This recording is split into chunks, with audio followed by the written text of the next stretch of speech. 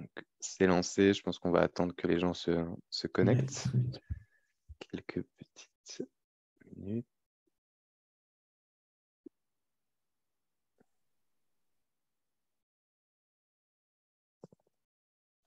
On a des participants qui se connectent. Bonjour à tous. On attend un peu que tout le monde se Hello, connecte. ouais.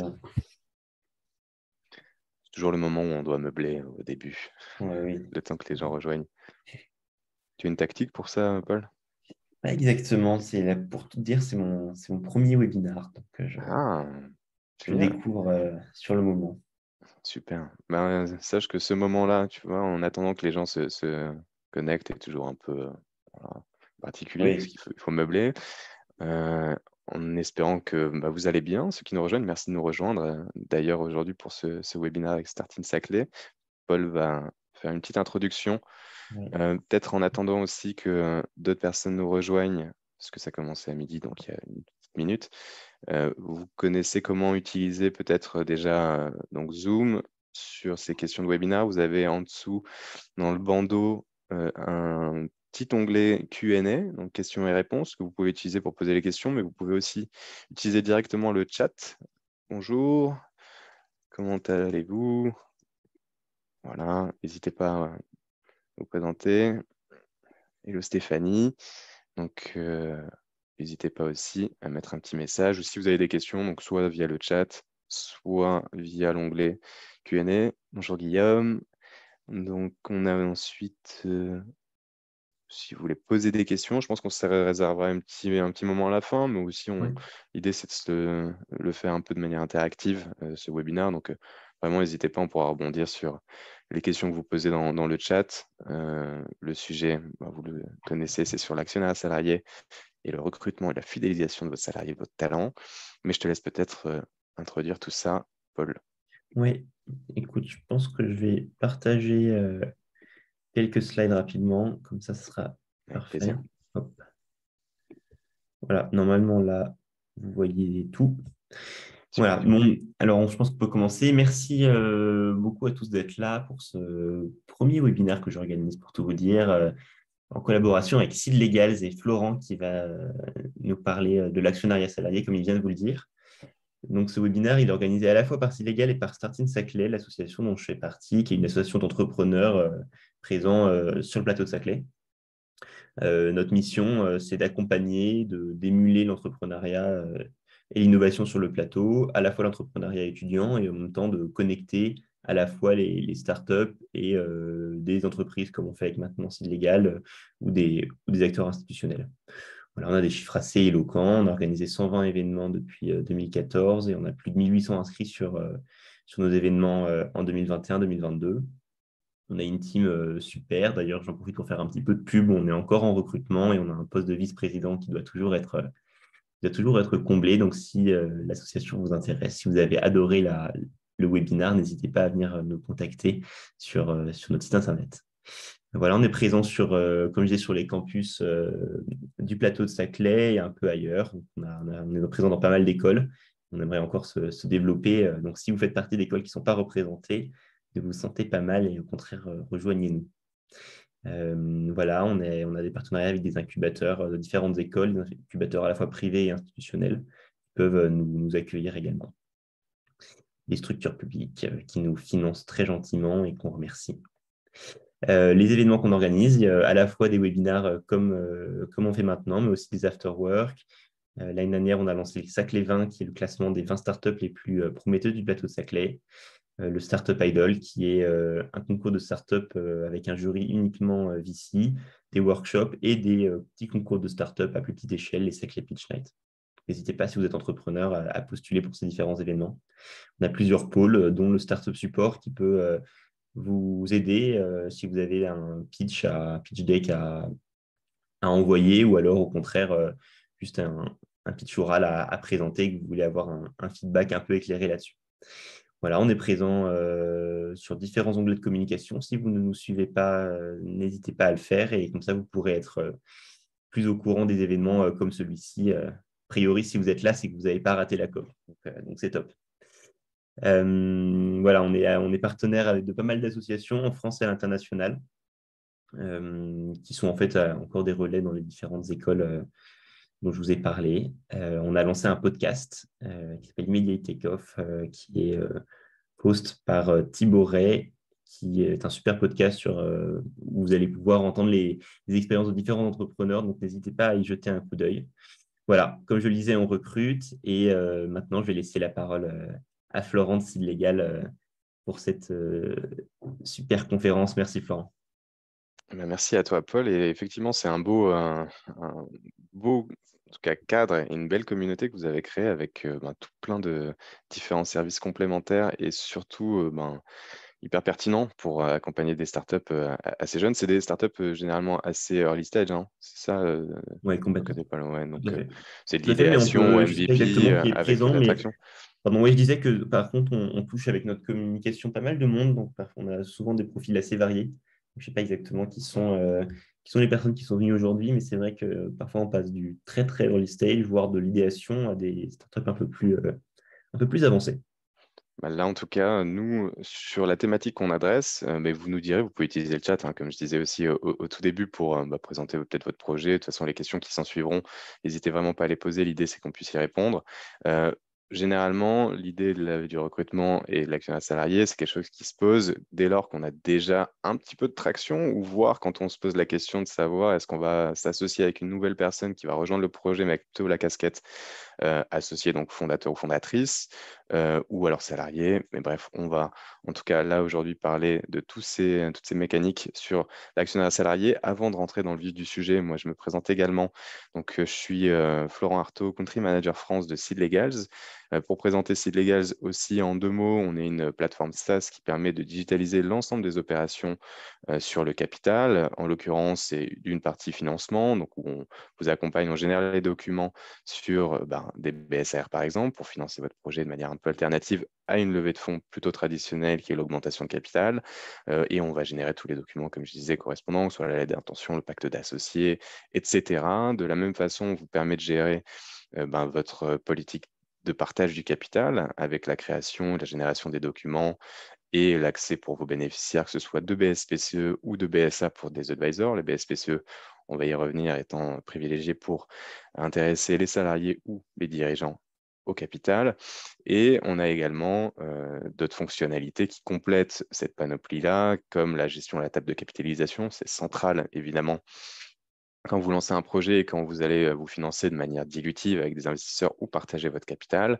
On a également une fonctionnalité qui s'appelle le pitch, qui permet de pouvoir gérer votre roadshow, partager donc des documents comme vous l'a montré par exemple Paul avec le pitch deck ou autre à vos investisseurs et de suivre surtout ces partage de documents et de savoir qui a vraiment regardé vos documents que vous avez partagés aux investisseurs lors de votre roadshow, de pouvoir ensuite générer les documents suite aux discussions que vous pouvez avoir avec vos investisseurs dans le cadre du financement. Et donc, tout ça, c'est ce qu'on offre avec Seed Legals, avec des offres vraiment adaptées. On a sorti le AirPack, le SeedPack. Bref, je vous posterai ça peut-être dans le chat à la fin. Et on est en tout et pour tout, on est 130 salariés, donc principalement en Angleterre, là où on a commencé en 2016. En France, on a lancé en 2020, où on est un peu plus d'une dizaine dans l'équipe. On a aussi ouvert Hong Kong et Singapour, et tout ça pour accompagner. Aujourd'hui, on a plus de 35 000 startups sur la plateforme. On fait des centaines de deals, et pareil sur des plans de stock options, de partage du capital, donc BSPCE, BSA, comme je l'ai dit. Et on adore aussi faire ce type de webinar, que ce soit avec des partenaires comme Startup Saclay pour partager en fait notre expertise et notre expérience, notamment avec une forte connaissance sur les pratiques de marché, parce que compte tenu du nombre de startups qu'on accompagne, on voit beaucoup de data. Et à ce propos, on a aussi un sondage qui va sortir là d'ici la fin du mois, début du mois de novembre, sur ces pratiques du partage du capital. On va y revenir rapidement. Je vais partager de toute façon mon écran parce que j'ai préparé une petite slide pour vous. Donc, on va le voir ici. Et donc, si je vous partage mon écran, que vous devez voir en principe, la première question qui va se poser, c'est qu'est-ce qu'on va faire aujourd'hui et dans ce webinaire et comment on va balayer cette thématique qui est celle de l'actionnariat salarié et de savoir comment recruter et fidéliser ses salariés avec ces outils. Donc là-dessus, on va aussi parler Donc, principalement des notions essentielles d'abord. C'est toujours bon de se faire un petit récapitulatif sur qu'est-ce que cela implique, qu'est-ce que ça veut dire vraiment et concrètement de partager son capital avec des salariés, et comment les fidéliser, comment les attirer. Donc aussi pourquoi en fait, tout simplement, on va partager notre capital, on va y revenir. On verra ensuite de manière un peu plus concrète et pratique, donc via ces cas pratiques que je vous ai préparés, les questions qui se posent autour de cet actionnariat salarié. Et donc là, on essaiera de le faire interactif, même si en webinar, c'est toujours un peu un challenge de se le faire de manière interactive complètement. Mais bon, quand je pose des questions, s'il n'y a pas de réponse, c'est pas grave, j'y réponds moi. Mais au moins, vous avez des infos, j'espère, pertinentes. Et enfin, il y a quelques ressources qu'on vous donnera. Et ces ressources, de toute façon, y compris cette présentation, on pourra vous la faire circuler avec Paul même d'ailleurs, hein, si tu voudras la partager au travers du campus, tes communautés, avec grand plaisir. C'est l'idée, nous, de vous donner un maximum de contenu pour répondre à vos questions. Et puis après, si vous voulez faire un petit tour sur la plateforme pour voir à quoi ça ressemble, n'hésitez pas, vous avez 7 jours gratuits hein, quand vous créez votre compte. Et de toute façon, l'équipe est ici aussi présente pour répondre à toutes vos questions. Vraiment, ce serait dommage de s'en priver. Donc, si on commence peut-être par ce premier point, donc des notions essentielles, à moins que, je sais pas, si tu veux aussi poser des questions, Paul, n'hésite pas à le rendre interactif, ce webinaire, hein, vraiment. Donc, je vais me lancer direct, hein, donc sur la partie notions essentielles, et je vous parlais juste avant du baromètre qu'on va lancer là début novembre. Et ben, on a fait l'édition 2021 l'année dernière, à peu près à la même époque, et sur la base de quoi on a eu ces résultats que vous voyez là. Et ben, voilà, ça parle de soi-même, cette slide, parce qu'on voit que les BSPCE sont largement l'outil le plus utilisé par les startups dans l'écosystème tech quand on parle de l'actionnariat salarié et du partage du capital. Donc, pourquoi? Ben, je vais vous le dire.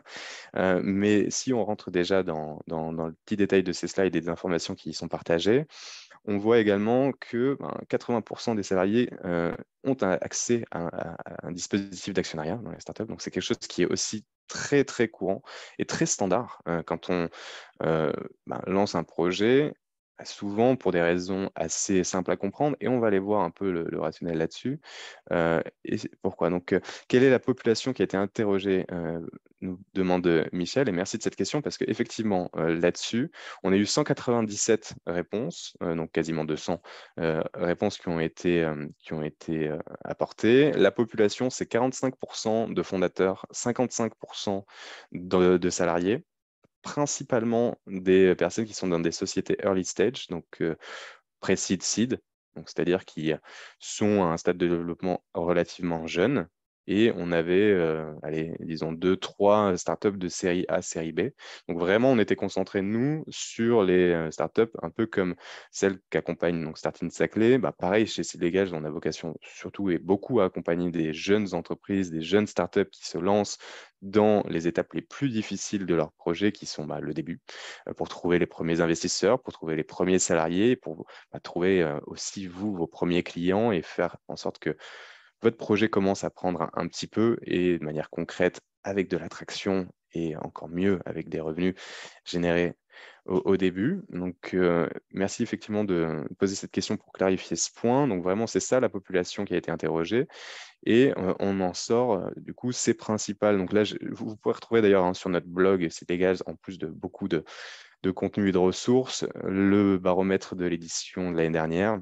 Et de toute façon, là aussi, je vous invite à du coup, participer à l'édition de cette année quand elle sera sortie. Suivez-nous, pareil, hein, comme l'a aussi dit Paul, sur les réseaux. Cdgage, on est sur LinkedIn, Twitter. Instagram, je ne crois pas encore, peut-être, on verra. Mais en tout cas, LinkedIn, c'est sûr, et on partage beaucoup de contenu à ce titre. Donc là, pour revenir sur cette slide et ce qu'elle en dit, donc effectivement, un grand, grand plébiscite hein, pour les BSPCE.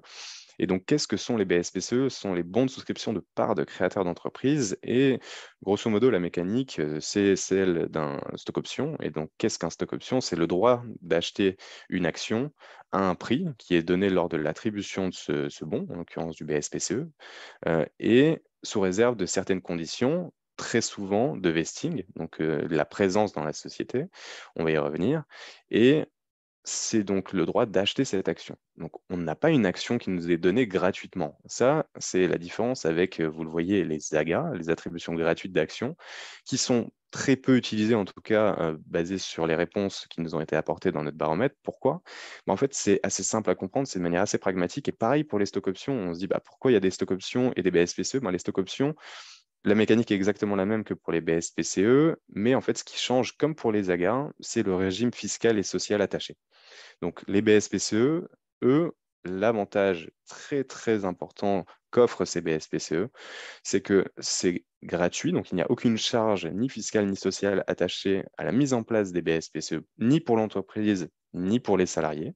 Pour les salariés, le seul coût qu'il peut y avoir, c'est en cas d'exercice, donc d'achat de l'action auquel donne droit le bon, donc le BSPCE. Là, oui, il y a effectivement un coût, comme pour un stock option, c'est acheter l'action donnée qui a été donnée à un prix fixé lors de l'attribution, mais c'est tout, c'est le seul financement qui serait demandé. Et généralement, ce financement, il est demandé souvent en perspective de la revente de l'action, ce qui fait qu'on revend l'action. Et nous, on gagne quoi? On gagne la différence. Donc, j'ai eu des BSPCE et ça, on le verra un peu plus loin dans les cas pratiques. Mais si j'ai eu des BSPCE, je l'achète, j'exerce mon BSPCE, je vends mon action et je gagne la différence entre le prix de vente de l'action et l'achat de mon action avec l'exercice du BSPCE. Voilà l'intérêt. Et donc, les attributions gratuites d'actions, on peut se dire c'est d'autant mieux parce qu'on les donne gratuitement. C'est là où effectivement le régime fiscal et social n'est pas tant avantageux et plus compliqué parce qu'il peut impliquer des coûts, notamment 30% de charges patronales pour la mise en place d'AGA, avec un régime un peu spécifique, un peu moins flexible que celui des BSPCE, notamment sur le vesting, etc., parce que c'est cadré, codifié par le code de commerce. Je ne rentrerai pas dans les détails, mais voilà en gros le principe et ce qui se voit et comprend directement avec 85% des sociétés interrogées qui utilisent des BSPCE ou même des salariés.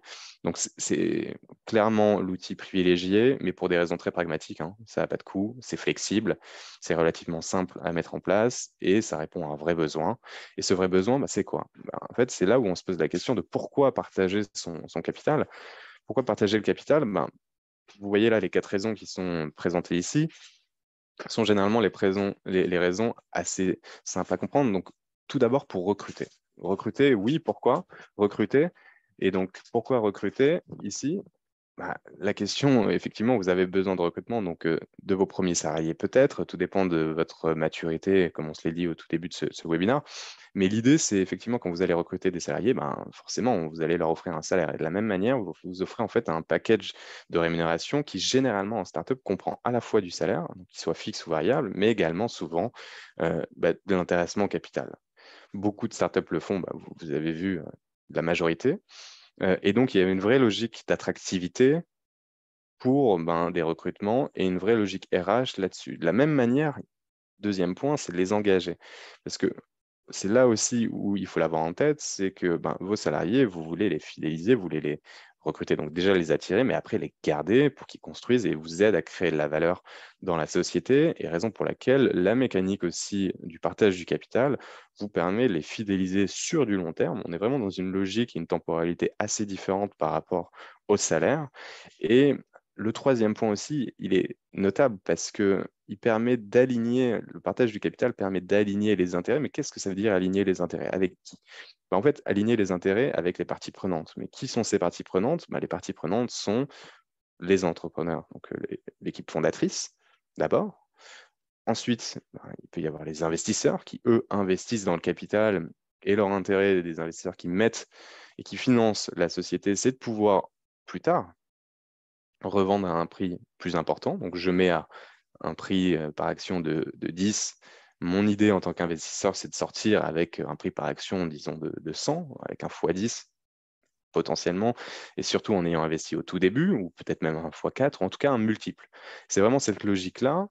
Et de la même manière, si les salariés sont intéressés au capital, sous forme de BSPCE, par exemple, l'idée, c'est qu'ils puissent également, eux, être intéressés à la création de valeur capitalistique, en l'occurrence, et de pouvoir potentiellement, à terme, avoir un gain, une plus-value générée par la vente des actions et donc du capital, de la même manière que l'équipe fondatrice, que les investisseurs et donc que les salariés. Donc, on est dans cette perspective et théorie d'alignement des intérêts Et ce qui facilite quelque part aussi, ben voilà, tout le monde tire dans le même sens, c'est une théorie. Des fois en pratique, on a des intérêts effectivement divergents, mais la logique, en tout cas d'aligner les intérêts, est souvent utilisée pour expliquer une des raisons pour lesquelles on met en place une politique de partage du capital. Et enfin, évidemment, le dernier point, et pas des moindres, c'est celui de récompenser les salariés, de pouvoir monétiser à terme. Mais comment monétiser?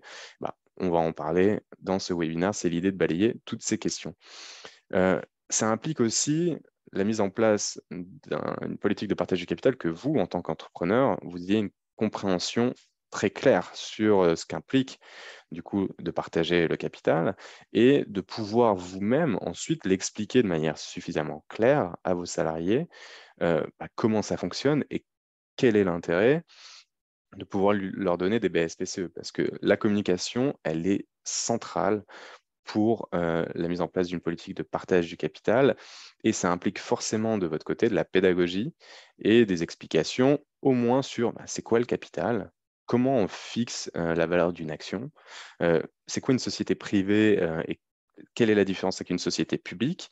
Donc, je ne vais peut-être pas revenir sur ces points, hormis sur les deux derniers, qui sont, c'est quoi une société privée? Une société privée, c'est quoi? En fait, c'est une société qui n'est pas une société cotée. Quand on dit société publique ici, c'est pas pour dire c'est une société qui est détenue par l'État, non. C'est une société qui n'est pas cotée sur un marché réglementé. Et là, c'est un aspect aussi central. Pourquoi? Parce que ça veut dire que dans une société privée, si on veut monétiser et vendre ses actions, il faut trouver un acheteur.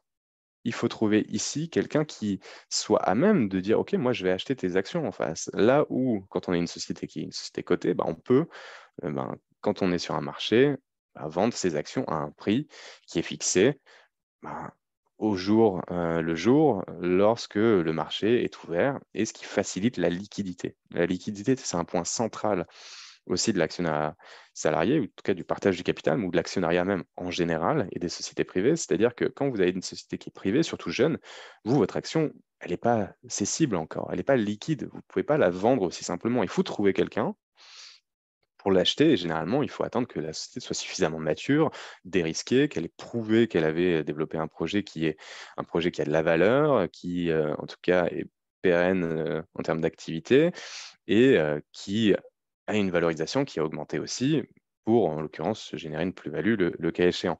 Et donc là, on revient sur aussi l'autre point lié aux deux derniers, qui est celui de la valeur de l'action. Contrairement à une société qui est publique, la valeur de l'action, elle n'est pas fixée au jour le jour, hein. Lorsque le marché, comme ça, est ouvert, on sait quelle est la cotation de l'action de cette société. Voilà, puis après, ça ferme, OK, ça réouvre. Nous, quand on parle de société, de start-up, la valorisation, elle n'est pas fixée au jour le jour, hein. La valorisation, elle est fixée comment? La valorisation, elle est fixée par événement. Et donc, c'est quoi ces événements? La valorisation d'une société, d'une startup, elle est fixée en général quand il y a une levée de fonds, quand il y a une entrée dans le capital des investisseurs qui financent ce projet, ou alors voir quand il y a une cession d'actions, hein, potentiellement, mais généralement, à votre stade, en tout cas de maturité, quand on parle de pré-seed, seed, série A et même série B, ça, c'est quoi en fait? C'est des moments d'investissement. C'est-à-dire, c'est des investisseurs qui vont, à ce moment-là, financer votre projet, injecter de l'argent sur la base d'une valorisation qui est négociée. Et c'est ça qui, derrière, fixe et permet de fixer la valeur d'une action et qui est souvent aussi la référence qui est à utiliser quand vous mettez en place votre plan de BSPCE. Vous avez le prix d'exercice qui est à fixer. Et ce prix d'exercice qui est à fixer, il est réalisé et fixé en cohérence et en référence à la valeur de l'action qui découle de cette valorisation lors de la levée. Voilà l'idée. Donc c'est pour ça que ces informations, en tout cas ces notions-là, sont centrales et doivent être parfaitement connues, en tout cas de vous en tant qu'entrepreneur et équipe fondatrice. C'est central. Et ce qui vous permettra derrière d'expliquer à vos salariés, surtout qu'il y a une très, très grosse différence entre le salaire et le capital. Slide hyper, hyper importante ici. Pourquoi? Parce que en fait, vous devez vous faire en sorte qu'il y ait une vraie compréhension sur les avantages, évidemment, de pouvoir mettre en place une politique de partage du capital et qu'est-ce que vous allez leur offrir à ces salariés qui en bénéficieront. Mais vous devez également faire en sorte de ne pas confondre le salaire et le capital. Pourquoi? Vous le voyez ici sur cette slide, la réponse est assez clair, c'est que pour le salaire, c'est quelque chose qui est fixe et variable et qui tombe tous les mois, a priori. Sinon, c'est que ça ne va pas très très bien pour la société. Mais tous les mois, on est assuré de toucher son salaire. C'est quelque chose qui est relativement court terme, voire peut-être moyen terme avec des bonus, ou peut-être avec de la participation de l'intéressement au résultat en fin d'année, un 13e mois, je ne sais quoi. Mais donc ça participe effectivement à une vision plutôt court-termiste, plutôt moyen terme, maximum. Euh, c'est quelque chose qui est certain. On est censé toucher cet argent à un moment et qui est liquide. C'est de l'argent qui nous sert tous les jours. On peut faire nos courses, on peut voilà, acheter des billets d'avion, partir en vacances ou train plutôt, en carbone free. Mais bref, et ça, c'est quelque chose qui n'est pas forcément game changer. C'est-à-dire que c'est pas ça qui va faire en sorte que vous allez avoir un bonus potentiellement qui fait 3 fois votre salaire en une fois. Et donc, c'est là où vous voyez un peu par effet miroir la différence avec l'intéressement capital, comme les BSPCE. C'est quelque chose qui mérite d'être expliqué, en tout cas de pouvoir bien démystifier parce que ça a des implications assez complexes qui touchent le capital, qui touchent des notions donc financières, juridiques, fiscales également. Et donc, ça mérite plus d'explications et de communication de votre part que le salaire que tout le monde connaît, on comprend, quoi.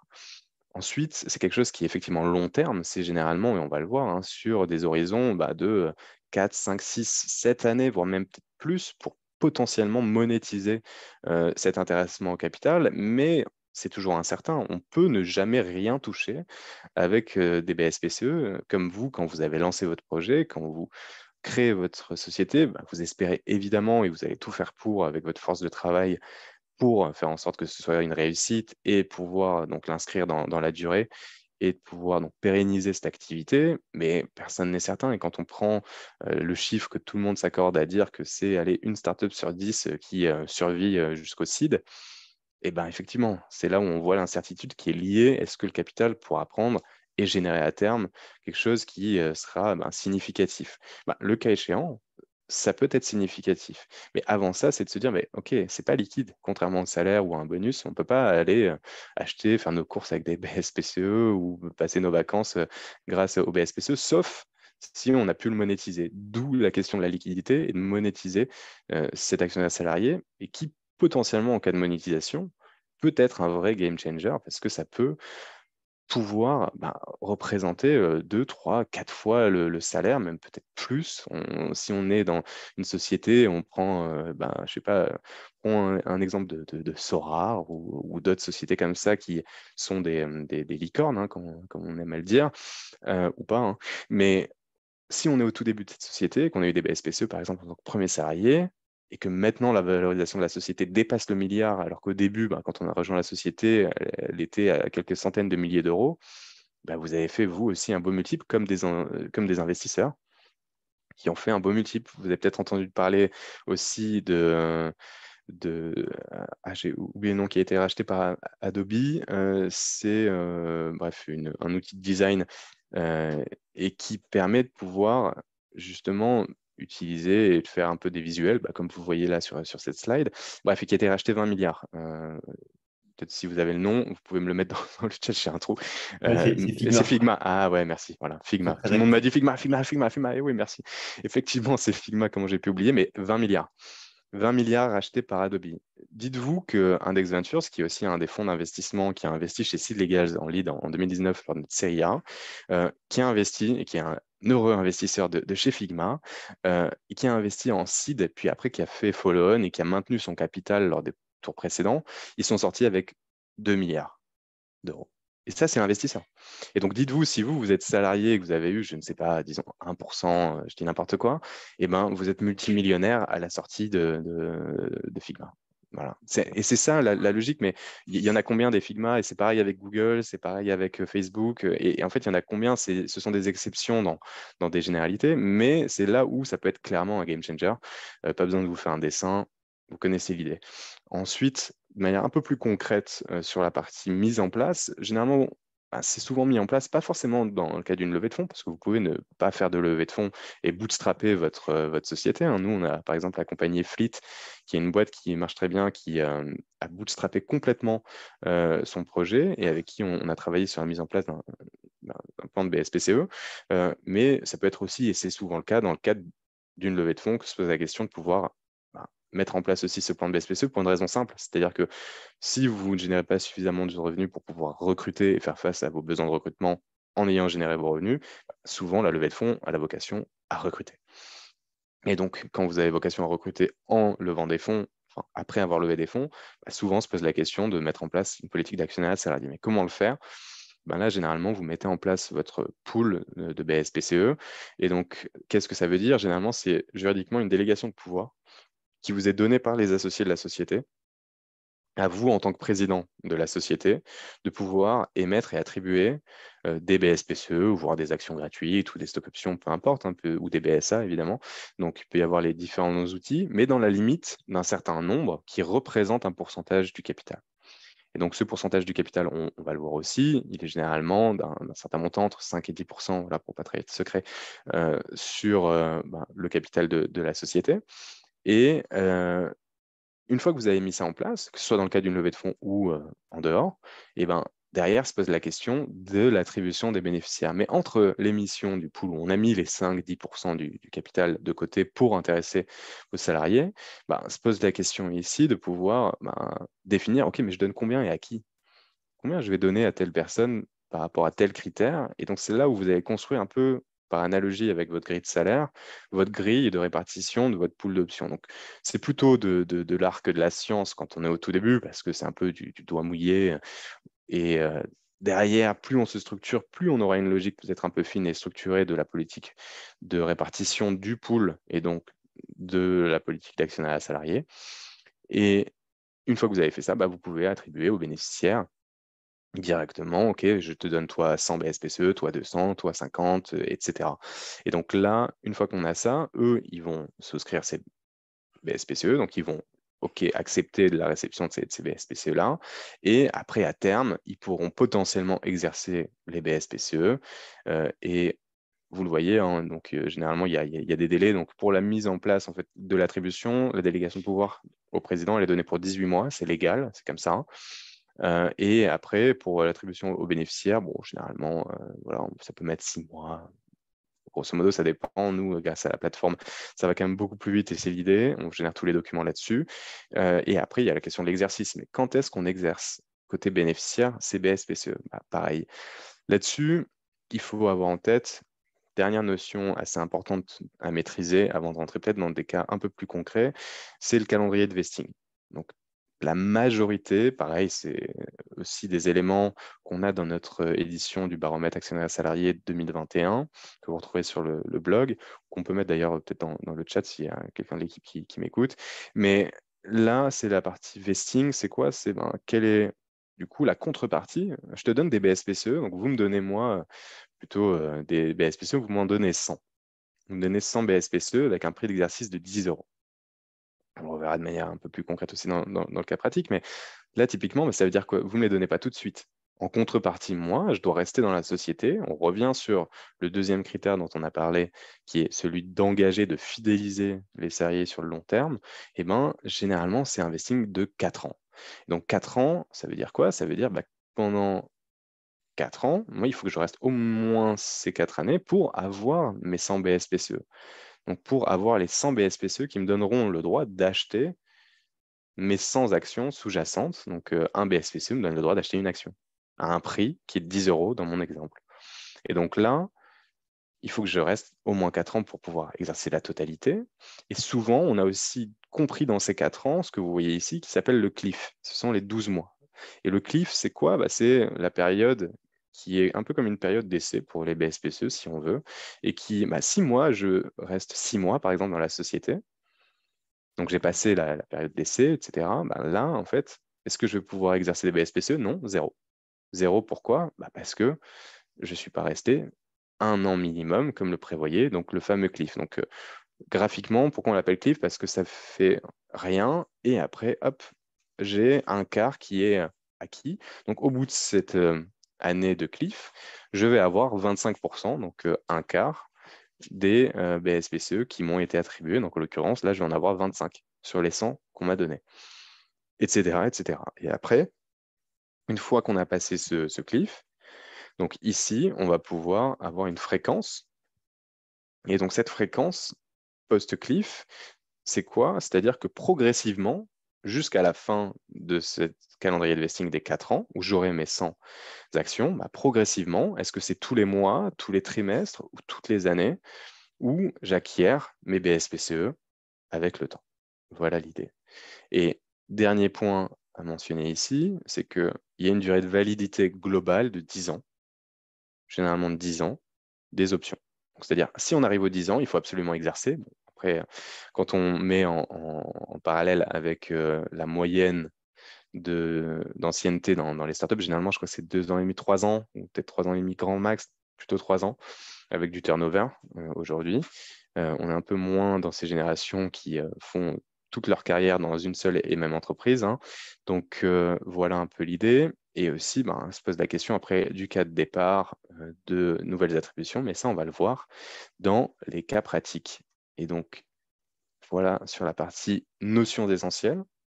Donc, j'ai été relativement vite, mais il nous reste encore, allez, 10, 15 minutes pour passer les cas pratiques. Et comme ça, vous pouvez aussi vous poser vos questions. D'ailleurs, n'hésitez pas à les poser. Donc, là, il y avait une question sur la population interrogée par Michel, mais si vous en avez d'autres sur les questions essentielles, c'est le moment. N'hésitez pas à me les faire passer. Sinon, j'enchaîne directement avec les cas pratiques.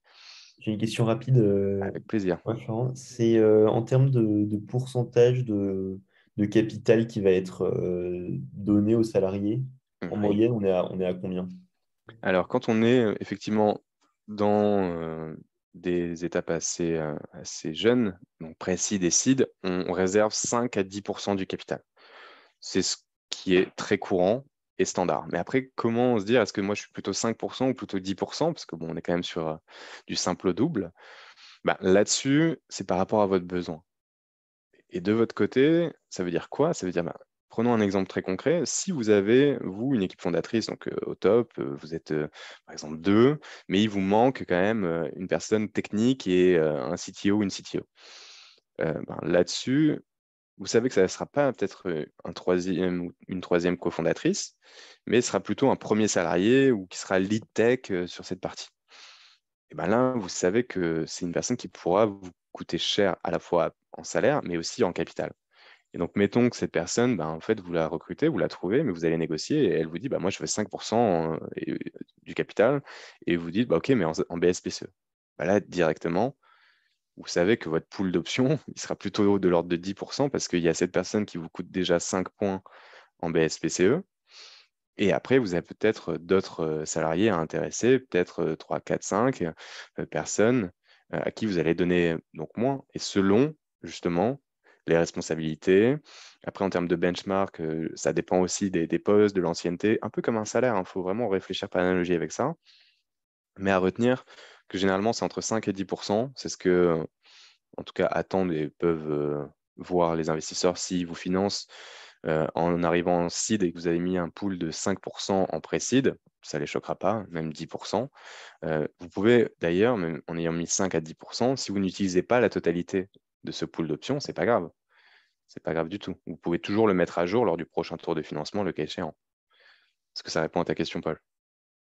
Oui, super, merci beaucoup. Une autre, enfin, c'est qu'on dit souvent que le capital dormant, ça peut tuer une boîte. Donc, on imagine ce CTO à qui on a donné 5% en BSPCE. Au bout de 4 ans, il s'en va.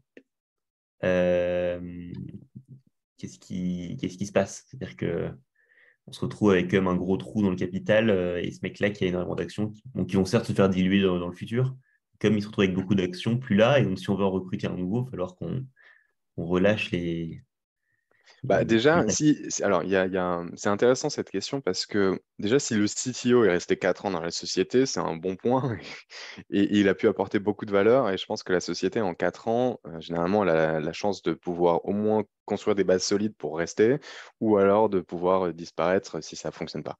Donc, déjà, sur ce délai. Après, si lui, il part et qu'il est resté 4 ans, donc effectivement, il a eu les 5%, parce que ben, je pense que tu parlais des 4 ans, parce qu'il aura du coup acquis la totalité des 5% basés sur un vesting de 4 ans. Je pense que c'était ça aussi pourquoi tu as dit 4 ans, hein. Et ben, là, en fait, lui, ben, il a acquis ces 5%. Après, il aurait été effectivement dilué s'il y a eu des tours successifs après. comme tout le monde, comme vous, quand vous avez 100% au début, vous mettez 5%, pareil, on reprend l'exemple avec ce CTO à qui vous avez donné 5%. Derrière ces 5%, si vous faites un seed, une série A et une série B, ils seront plus de 5%, ils seront, je sais pas, 2%, les 5% que vous avez donnés au début, par exemple, mais ils représenteront, d'un point de vue vénal, d'un point de vue cash, beaucoup plus parce que la valorisation aura augmenté. Et donc, ça, c'est intéressant de l'avoir en tête. Mais ton point, est-ce que c'est du capital dormant et donc ça peut tuer une boîte? En l'occurrence, là, c'est pas un capital qui est dormant parce qu'il a permis de pouvoir intéresser au capital ce CTO qui est resté pendant 4 ans et qui a construit, participé à la création de valeur, qui a amené la société là où elle est à 4 ans. Et donc, lui, il peut exercer ses BSPCE et c'est le but, hein, il a le droit. Et dans l'optique, et donc là, c'est la question de est-ce qu'il va rester au capital, lui, ou est-ce qu'on va lui racheter ses actions?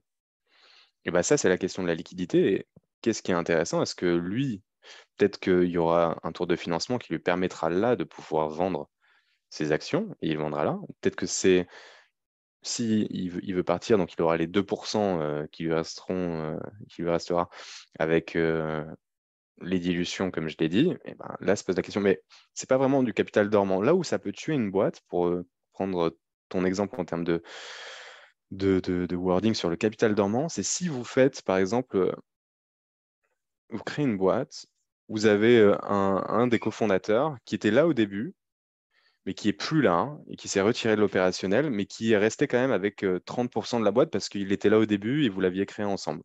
Donc vous avez créé, vous étiez trois, donc 33, 33, 33, donc un tiers chacun.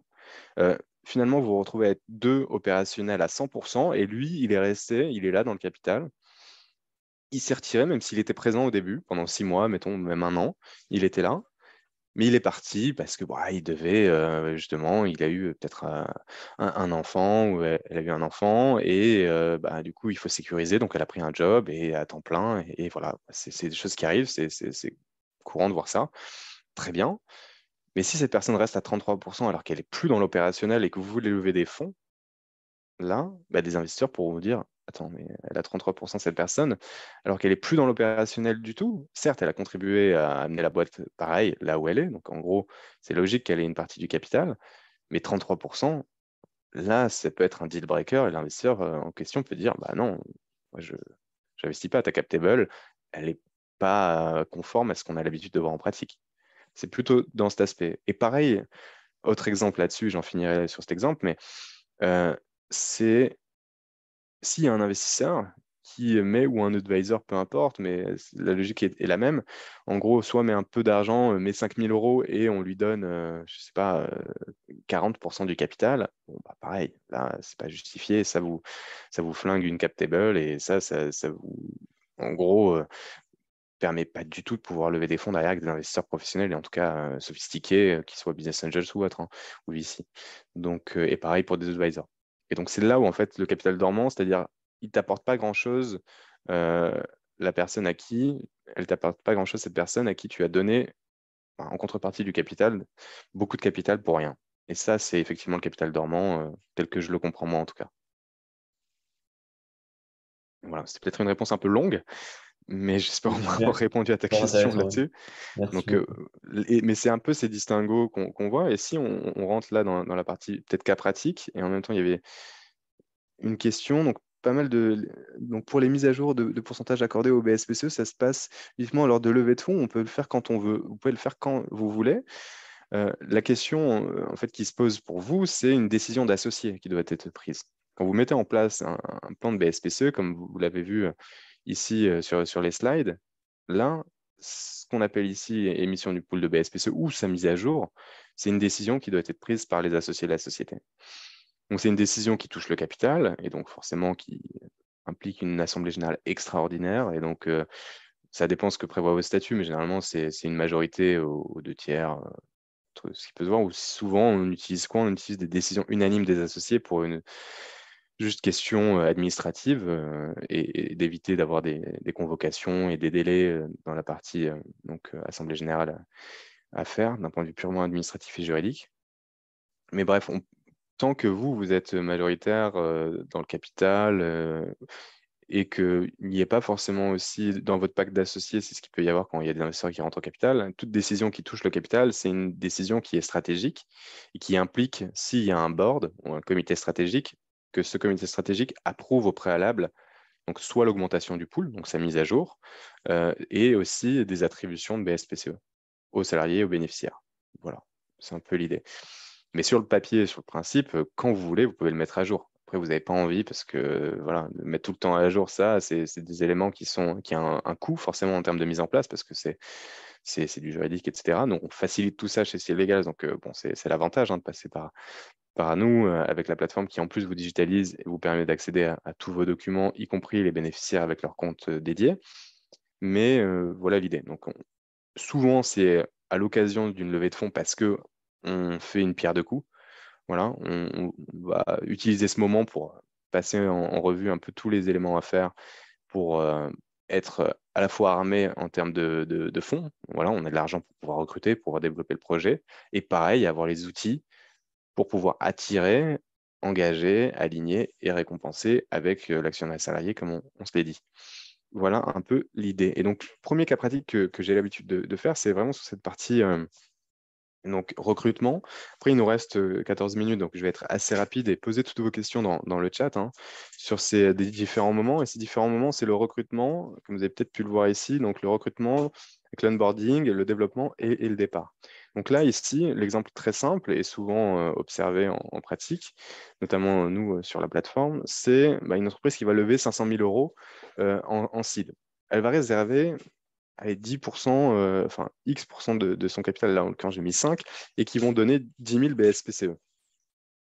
Et donc là, ne serait-ce que pour calculer la valorisation de la société, petit exercice que j'aime bien faire aussi avec les participants de webinaire ou masterclass ou workshop, peu importe, mais si on lève 500 000 euros et que on donne aux investisseurs 20% du capital, ça nous donnerait une valorisation de combien? 500 000 euros contre 20% du capital. Pré-money ou post-money? Ah, les deux. Je veux les deux.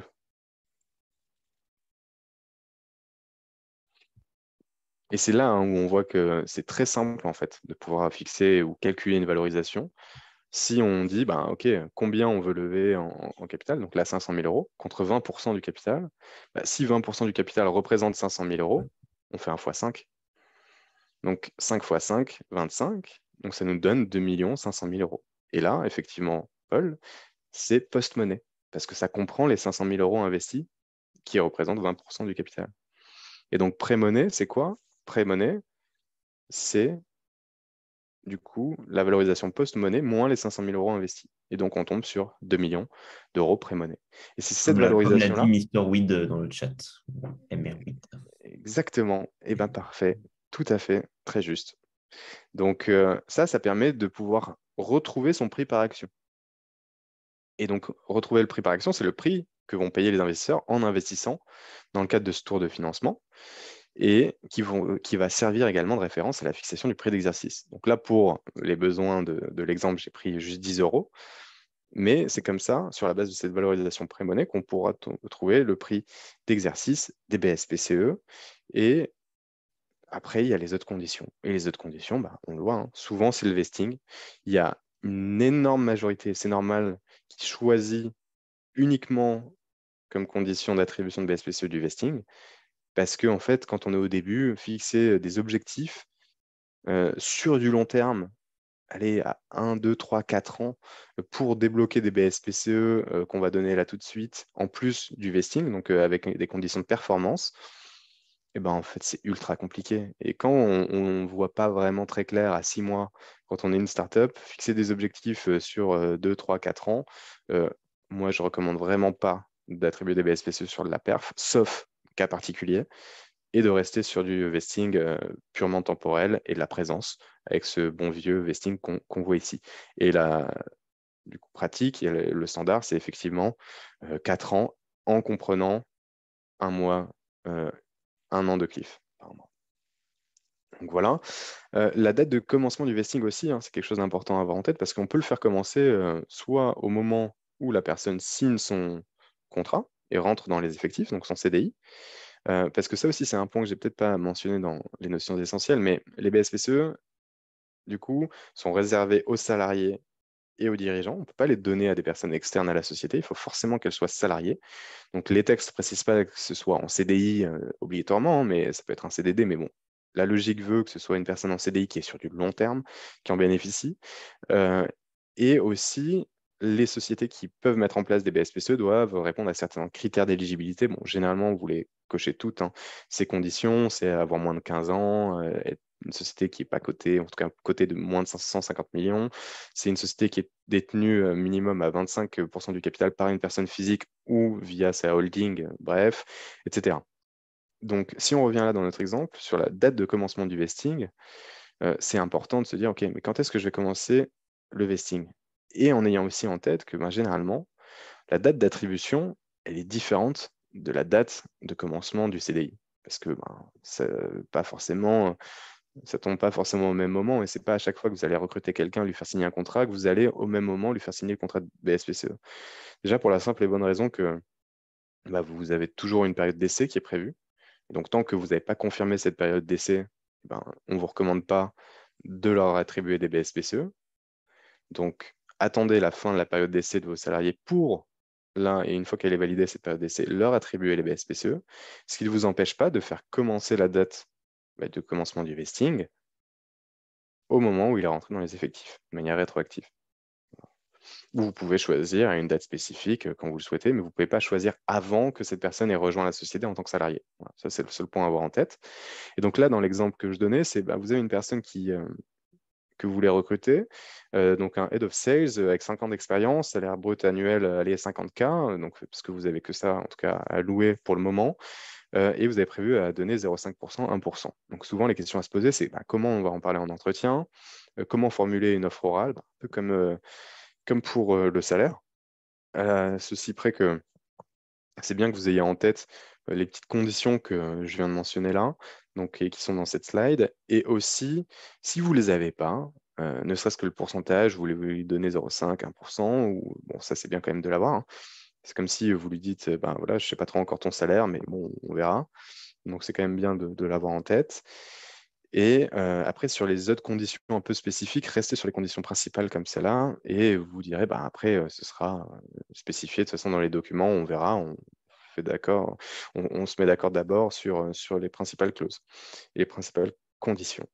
Et après, la formulation écrite, bah, pareil, vous pouvez inclure dans votre promesse d'embauche ou dans votre email, souvent c'est le cas, cette proposition-là avec les points que je viens de dire sur la partie BSPCE. Et comment en parler en entretien? Bah, pareil, il faut aussi essayer d'être assez clair. Bon, on connaît de plus en plus les BSPCE et leurs mécanismes grâce à la maturité du marché qui évolue.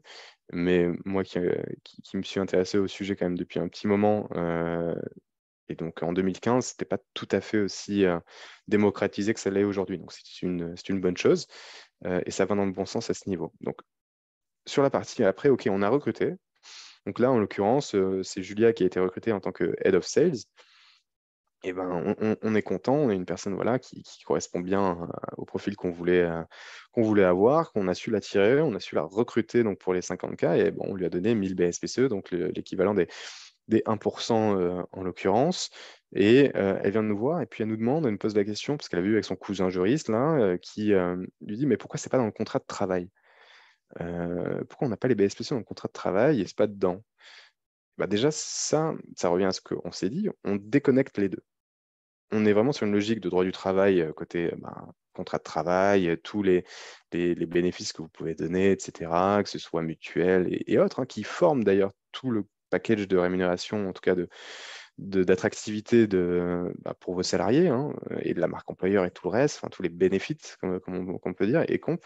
Et donc là, sur cette question, on ne met pas, en gros, les BSPC dans le contrat de travail, on ne mélange pas, cas, très rarement, c'est pas la pratique, parce que ça correspond à une logique différente, et on repense là à la slide salaire versus capital, et ben c'est un peu dans cette même logique. On déconnecte les deux, quand bien même ça rentre dans le package global de rémunération et en tout cas de bénéfices offerts par la société, on déconnecte les deux. Et on a donc une lettre d'attribution qui est donnée généralement à la fin de la période d'essai, comme je le disais, pour les BSPCE, là où, évidemment, on signe son contrat de travail et on a une promesse d'embauche avant. Et ça, c'est au moment de rentrer dans les effectifs. Voilà l'idée. Et pourquoi c'est pas dans le contrat de travail, donc comme Julia pourra le dire à son cousin juriste qui finira la fac bientôt et qui pourra voir le monde réel et la différence entre la fac de droit, que je connais très bien pour être avocat de formation, et la vie réelle d'entreprise. Et donc, quand signer les documents, on revient sur ce que j'ai dit, période d'essai, fin de période d'essai, c'est là le mieux. Et comment expliquer le fonctionnement? Là, c'est bien de pouvoir toujours faire. Vous retenez aussi ce qu'on s'est dit, c'est que la communication est centrale. Vraiment, il faut que ce soit clair et expliqué. Et pour ça, souvent, ce qu'on observe, et ce qui est recommandé, c'est de faire une présentation générale par le fondateur, le CEO, la personne la plus à l'aise pour présenter et incarner aussi ça, parce que c'est en lien avec la stratégie et le développement de la société et la culture de la boîte.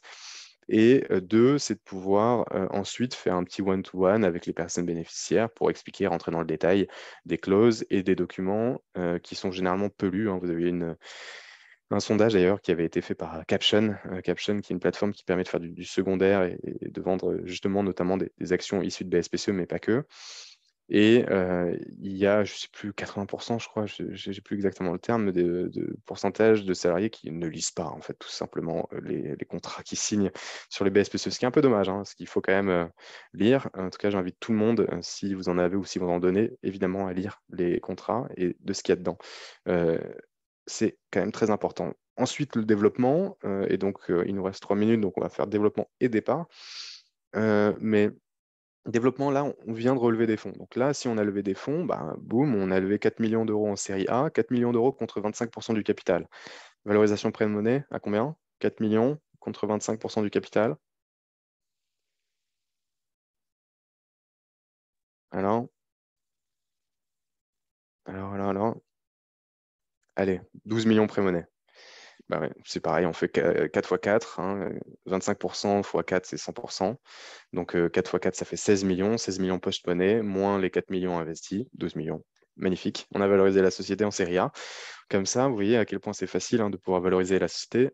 Modulo, évidemment, du comparable peut-être, de pouvoir aussi, après, en série A, on a quand même une logique un peu plus chiffrée et quantitative que purement qualitative en termes d'approche et de valorisation ou de manière arithmétique, comme je viens de le faire. Mais bref, donc parenthèse fermée sur la valo, on va du coup en découler forcément le prix d'exercice des BSPCE basé sur le prix par action qui, lui, est découlé de la valorisation que je viens de donner. Et donc là, pour pareil, le cas pratique, je donne 100 euros de prix d'exercice, 100 euros de prix d'exercice ici. Donc, si on pense à Julia, Julia, elle a déjà fait un petit multiple. Elle a fait un multiple de 10. C'est-à-dire que ces BSPCE des 1% là, donc qui ont été dilués, là, il lui reste 0,75, mettons, de pourcentage du capital, et ben maintenant, ouais, certes, elle a été peut-être diluée, mais elle, les 10 euros, maintenant, ils valent 100. Donc elle a gagné 90 pour les 1000 BSPCE qui lui ont été donnés. Donc dans son cas, elle, potentiellement, 1000 BSPCE fois 90, voilà, c'est pas mal, en termes de plus-value potentielle. Et donc cette plus-value potentielle, évidemment, Julia, elle a participé quand même à la création de valeur, elle vient vous voir et vous dit, mais ok, cool, moi je suis là, on vient de lever 4 millions, c'est beau. Certes, j'ai une plus-value qui est là, mais bon, ça c'est par rapport au travail que j'ai pu fournir. Et si on est à la Serie A, c'est parce que j'ai aussi contribué à ça. Elle a été promue d'ailleurs en tant que Head of Sales de la société. Et ben là, on peut lui donner des BSPCE en plus. Et souvent, c'est ce qui se passe. Et c'est là où en fait, on a un peu la logique de performance. On utilise des BSPCE pour réattribuer des BSPCE. Et là, on va reprendre peut-être les mêmes conditions, 4 ans, mais qui commenceront, là, le vesting, à compter donc, de la date d'attribution et non pas de la date de commencement du contrat de travail de Julia. Sinon, on repart à 4 ans. Vous voyez un peu l'idée. Et donc, il y a eu 30 nouveaux employés maintenant qui sont arrivés dans les 8 derniers mois. Pareil, comment mettre ça en place? C'est la question de la structuration de la politique de partage du capital. C'est la question de pouvoir répartir combien je donne à qui, mais là, avec une logique plus structurée que ce qu'on avait au début, comme on se l'est dit. Et la question, effectivement, qui se pose, c'est comment gérer l'attribution des BSPC aux nouveaux employés. On va faire des batchs, souvent. On va attendre que que une partie est finie leur période d'essai, puis on les regroupe. Ok, il y en a 10 là qui ont fini, plus ou moins dans le même délai sur ce trimestre. Ok, boum, on va leur attribuer des BSPCE à tous, faire la présentation, quitte à ce que tout le monde puisse en bénéficier comme toujours, en tout cas ceux qui veulent. Comme ça permet de remettre une petite pièce dans la machine côté compréhension de la logique des BSPCE. Et ensuite, pareil, les one-to-one, peut-être là les one-to-one dédiés aux personnes qui vont en recevoir pour la première fois. Après, s'il y a des questions, c'est souvent aussi là la question. Il faut communiquer, il faut être transparent, il faut savoir aussi avoir des personnes, que ce soit généralement c'est le CFO, une fois qu'on a structuré un peu cette partie, qui est en charge de ces aspects avec les fondateurs, voir peut-être la partie juridique, s'il y a un département juridique dedans, qui est souvent, de toute façon, dans le cadre de la partie DAF, donc directeur administratif financier, le CFO. Et donc, comment intéresser les employés déjà présents dans l'entreprise? Là, c'est la logique des refreshers, comme l'exemple que je donnais avec Julia. On est arrivé, il est midi 13h01. Donc là, dernier point, peut-être très rapidement. Et si vous avez des questions, n'hésitez pas à les poser tout de suite. Comme ça, on a interagi et j'y réponds. Mais là, après, ça, c'est le cas du départ. Et ça, c'est souvent le cas le plus complexe à gérer de votre côté, vous, en tant que employeur, en tant que fondateur de la société, parce que la question qui se pose, c'est, OK, là, par exemple, on prend Jean-Eudes, il est resté 1 an, il est resté 4 ans, pardon, dans la société. Donc, il a eu, comme Julia, il en a eu 1000 des BSPC. Donc, lui, potentiellement, pareil, il a une plus-value de 90 000 euros euh, qui est générée parce que les actions sont passées de 10 euros, c'était son prix d'exercice, à 100 euros avec la série A qui a été faite. Mais lui, il veut partir. Et il peut exercer la totalité. Et en fait, on est dans le cas que tu mentionnais, Paul, là. Peut-être pas avec un CTO et peut-être pas avec 5%, mais là, dans son exemple à lui, ce fameux Jean-Eudes, développeur full stack. Et donc, typiquement, on se pose la question, on fait quoi? Et en fait, là, la question, première question à se poser à ce cher salarié qui est partant, c'est lui d'aller lire son contrat. Et là, généralement, ils vont le lire et vraiment à la virgule près. Parce que là, ça le concerne hyper centralement, enfin de manière hyper profonde, dans le sens où il y a potentiellement 90 000 euros à la clé. Euh, mais il faut trouver un acheteur en face. S'il n'y a personne qui achète, comment ça se passe? Lui, est-ce qu'il a la possibilité d'exercer les 10 euros fois 1000? Oui, parce que déjà, si on prend au premier point, le vesting, il est resté 4 ans. Boum, OK. Donc, il a acquis les 1000 BSPCE. Maintenant, s'il veut exercer ces 1000 BSPCE, il doit payer 10 000 euros pour avoir la totalité. Mais s'il paye 10 000 euros pour avoir la totalité et qu'il n'est pas assuré de pouvoir les revendre derrière à 90 000 euros, enfin à 100 000 euros, et donc de gagner 90 000, c'est un risque qu'il prend. Parce que s'il faut, peut-être dans un an, la société, boum, elle crache et elle ne vaut plus rien, et lui, il aura perdu 10 000 euros. Et donc, c'est un peu comme une casquette investisseur là, que se mettrait ce salarié pour répondre à ces questions. Et là, c'est vous qui devez non pas l'inciter, mais l'éclairer. Et donc là, vous devez lui expliquer, en gros, ce que je viens de dire, grosso modo, en plus de ce qui est prévu dans le contrat de BSPCE pour qu'il soit au clair là-dessus, et de savoir comment il va faire. Et s'il exerce et qu'il paye les 10 000 euros, peut-être que la société, et ce qui est souvent aussi prévu, avec un mini pacte d'associés qui reflète ce qu'il y a dans le pacte d'associés en général, que la société puisse racheter ou d'autres investisseurs puissent racheter ses actions. Bon, au final, lui, il serait content, ok, qu'il vende ça dans le cadre de la vente globale de la société ou par une personne qui lui achète comme ça, peu importe, il peut monétiser, mais c'est ce qu'on appelle là le secondaire. C'est lui qui va vendre ses actions issues de l'exercice de CBSPCE, il faut trouver l'acheteur. Et donc, c'est la question de la liquidité, comme on se l'est dit au tout début. Et s'il n'y a pas d'acheteur, peut-être qu'il y a des acheteurs, mais qui veulent les acheter, mais avec une décote. Donc, au lieu de te les acheter donc avec 100 euros la valeur de l'action, moi, je te mets 30% de décote. Et donc, 30% de décote, ok, je veux bien acheter, mais à 30% de décote, de discount. Donc, au lieu de les acheter 100, je les achète 70. Et je les achète 70, là, toi, ta plus-value, elle est décotée, hein. Tu gagnes plus 90, tu gagnes 60. Bref, voilà. Toutes ces questions, de toute façon, ça peut faire l'objet d'un webinaire en tant que tel sur la partie secondaire, comment c'est géré, etc. Mais ces aspects, en tout cas, gérer l'exercice, même de votre côté, vous, il y a toute cette partie RH ultra importante à avoir en tête, et pas que RH, mais aussi stratégique pour la gestion de votre capital, y compris avec votre board, parce que forcément, quand ça touche le capital, comme on se l'est dit, en série A, de toute façon, vous allez avoir très certainement un board si vous levez des fonds en série A avec notamment VC, mais pas que.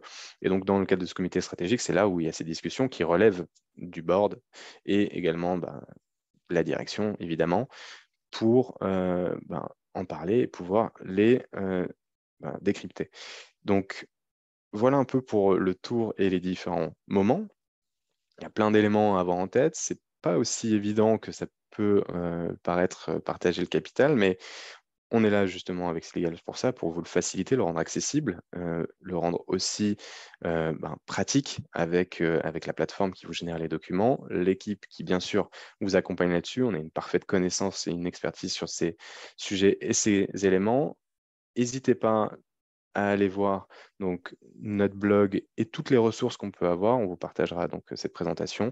J'ai dépassé de 5 minutes, c'est déjà beaucoup trop long, mais vous savez également que vous pouvez donc venir nous voir, en tout cas nous parler avec nos experts. Je vais vous partager un petit lien ici. Donc si vous voulez, on échange à l'occasion sur tous ces aspects. Je vous partage dans le chat ici. Voilà, n'hésitez pas à pouvoir réserver un petit créneau et ce sera avec plaisir qu'on pourra échanger sur vos questions si vous en avez. Merci, Paul, encore de l'invitation. Merci à tous et merci beaucoup, Florent. C'était super intéressant. Et ouais, je verrai comment je peux transmettre les slides de la présentation aux différents membres On peut du les en- webinaire. je pense qu'on peut l'envoyer. Je crois qu'on a la liste des participants. Donc, si vous Ok. voulez bien, on pourra aussi partager. On verra ça avec Stéphanie, qu'on remercie aussi pour l'organisation d'ailleurs de l'événement. Et puis, à l'occasion, voilà, on pourra se voir, Paul, pour un autre webinaire sujet financement. Vous n'hésitez pas à nous suivre et suivre aussi Startup in Saclay sur tous ces réseaux. Et passez une très bonne journée. Merci, Paul. Merci à toi. Merci à Et à tous. bientôt. À très bientôt. Au revoir. Au revoir.